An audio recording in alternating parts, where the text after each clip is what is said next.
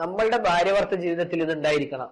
ഈ കാലഘട്ടത്തിൽ ഞാൻ കുറച്ച് സോഷ്യൽ മാനാണ്, അതുകൊണ്ട് തന്നെ എന്റെ ഭാര്യ എന്ന് പറയുമ്പോൾ ഒരു ഉളുപ്പില്ലാണ്ട് ആളുകളെ മുമ്പിൽ പറയാണ് എന്റെ ഭാര്യ നല്ല ഭംഗിയുള്ളൊരു, അങ്ങനെ പറയുന്ന ആൾക്കാരുണ്ട്. അങ്ങനെ പറയുന്ന ആൾക്കാർ മാത്രമാണോ?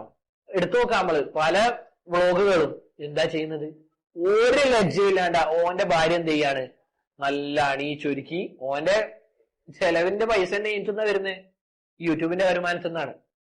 സ്വന്തം ഭാര്യ ഒരു ഉളുപ്പും ഇല്ലാണ്ട് ആളുകൾക്ക് മുമ്പിൽ കാഴ്ച വസ്തുവാക്കിയിട്ട് തിന്നാണ്, ഒരു ഉളുപ്പും ഇല്ലാണ്ട്. അങ്ങനെ തന്നെ പറയണം.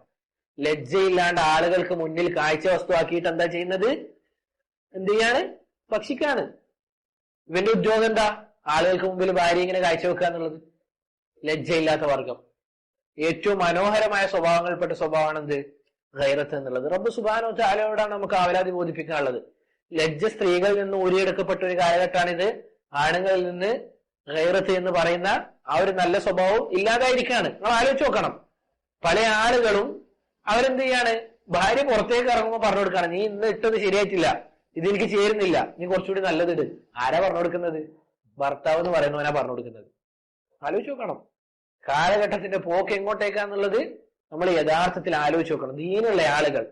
ദീനുള്ള ആളുകൾ നമ്മുടെ കുടുംബത്തിൽ ഈ രൂപത്തിലുള്ള തോന്നിയാസങ്ങൾ നടക്കുമ്പോൾ നമ്മൾ എന്ത് ചെയ്യണം, കണ്ണുമുട്ടിയിരിക്കാൻ പാടില്ല. ആളുകൾക്ക് പറഞ്ഞു കൊടുക്കണം, ഇത് പറഞ്ഞു കൊടുക്കണം. കാരണം പല ആളുകളും നമ്മുടെ സ്ത്രീകളെ നോക്കിയിരിക്കുന്ന ആളുകളാണ്. നിങ്ങൾക്ക് ആർക്കെങ്കിലും തോന്നുന്നുണ്ടോ ഈ പുറത്തേക്ക് ഇറങ്ങുമ്പോ ഭംഗിയുള്ള രൂപത്തിൽ പുറത്തേക്ക് ഇറങ്ങണം എന്ന് പറയുന്നവൻ സ്ത്രീകളുടെ സ്വാതന്ത്ര്യത്തിന് വേണ്ടി സംസാരിക്കുന്നവനാണ് ആരെങ്കിലും ധാരണ വെച്ച് പുലർത്തുന്നുണ്ടെങ്കിൽ തെറ്റാണെന്നുള്ള കാര്യത്തിൽ യാതൊരു സംശയമില്ല. ചില ഉലമാക്കൾ പറഞ്ഞതായി കാണാം, ഒരു സ്ത്രീ ഒരു ദിവസം പുരുഷനായി ജീവിക്കുകയാണെങ്കിൽ അവൾ പിന്നീട് പുറത്തിറങ്ങുമ്പോൾ എങ്ങനെ ഇറങ്ങിയേനെന്ന്, ഒരു ഡ്രസ്സിന്റെ മേലെ മറ്റൊരു ഡ്രസ്സിട്ട് അങ്ങനെ ഇറങ്ങിയേനെന്ന്. കാരണം ആണുങ്ങൾ എങ്ങനെ നോക്കുന്നുള്ളത് ആർക്കേ അറിയുള്ളൂ, ആണുങ്ങൾക്കേ അറിയൂ.